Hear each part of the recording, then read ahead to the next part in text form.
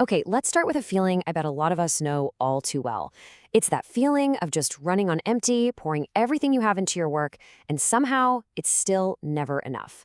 So today, we're going to talk about how to actually reshape our roles to not just get by, but to really lead in a way that's sustainable for the long haul. And I'm not talking about just, long week tired. This is that deep, down to your bones kind of exhaustion. It's the Sunday night anxiety. It's not having taken a real vacation in forever. And it's that constant feeling that you're trying to run a marathon at a full-on sprint. It's a feeling that can become way too normal if we're not careful. This one. We've all heard some version of this, right? And look, most of the time, people don't mean anything bad by it, but it just completely misses the mark. It makes it sound like this crushing feeling is just the price of admission. But what if that's not the whole story?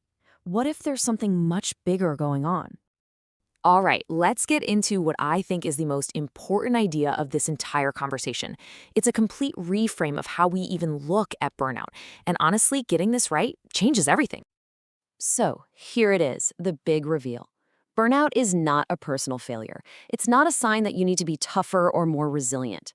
Think of it more like a giant flashing red light on the dashboard of your organization. It's a signal that the system around you, the culture, the expectations, the workload, is what needs a tune-up. The problem isn't you, it's the environment. Okay, so if it's a system problem, how do we actually see it clearly? How can we diagnose our own workplace culture to figure out what's really going on under the hood? Well, let's break it down with a super simple tool. We're going to walk through 7 key signs that a culture might be, accidentally driving burnout. So let's start with number 1. So the first sign is when sacrifice gets celebrated. You know what I'm talking about? It's when exhaustion is treated like a badge of honor. Leadership might praise people who work insane hours and weekends, calling them dedicated. What this does is create a culture where overwork becomes the only way to show you're committed. The second sign, I have a feeling this one is going to feel very, very familiar to a lot of us. It's when your workload just keeps growing. It's like being on a treadmill that never stops. New projects are always being added, but nothing ever gets taken off your plate. And when someone leaves, their job just gets spread out among the rest of the team.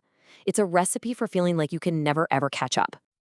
Next up, let's take a look at sign number 3. This is when after-hours communication just becomes normal.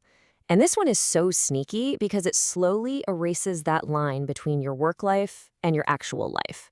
When you're getting emails and messages at all hours, it just reinforces this idea that work never stops, completely blowing up any boundaries you try to set. And believe me, the pattern just keeps going with these other signs, like feeling guilty for taking a sick day, or mental health being something you just have to power through, or when you try to set a boundary, you get labeled as not a team player. And maybe the biggest one of all, when your leaders are modeling an unhealthy 70-hour work week as the gold standard. So here's where we turn all these observations into something tangible, into data. For each of those 7 signs, you just score your organization on a simple scale. A 0 if it's not happening, all the way up to a 3 if it's basically a pervasive everyday thing. That total score you get places your organization into one of 4 zones. Green, you're in a pretty good spot. Yellow means there are definitely some things that need attention. But once you get into that red or urgent red zone, you're looking at some pretty serious systemic issues that are almost certainly feeling burnout across the board. Okay. So you've diagnosed the system. Now what? This is the moment we shift from just seeing the problem to actually doing something about it. Because here's a little secret, you have so much more power than you think. You can start protecting yourself right now. Let's talk about this really powerful concept called job crafting. It's basically the art of reshaping your job to make it more meaningful and sustainable for you. And the best part? You don't have to wait for your boss's permission. It is all about taking back a little bit of control over your own work life. So job crafting breaks down into 3 really simple areas.